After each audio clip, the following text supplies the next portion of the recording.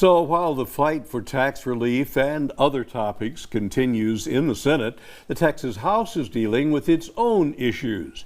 KTAB's Noah McKinney sitting down with State Representative Stan Lambert to discuss what victories he believes the House of Representatives can claim. From education to firefighting resources, the session may have ended, but the work is far from done.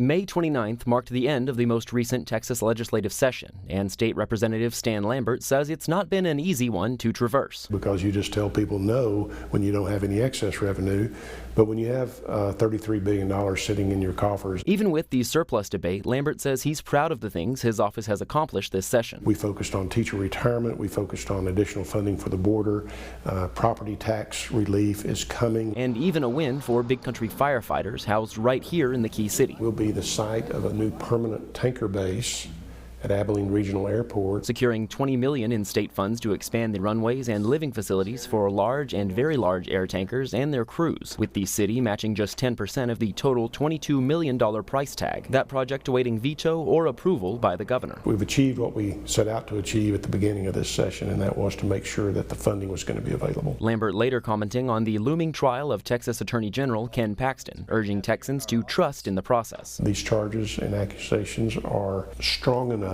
to warrant a continuing investigation, and ultimately we need to get to the bottom of this. No one's above the law, and certainly not our elected officials. And as the Senate looks to reach an agreement on property tax relief, there are a few topics Lambert is carrying into the summer with hopes of a solution. Like school funding, teacher raises. I'm hoping that the governor will put those on a call in a future special session for maybe later this summer or early fall. Two in an avalanche of legislation he's considered this year alone. We've had over 7,000 or 8,000 bills filed. Only about 1,000 will end up on the governor's desk. For BigCountryHomepage.com, I'm Noah McKinney.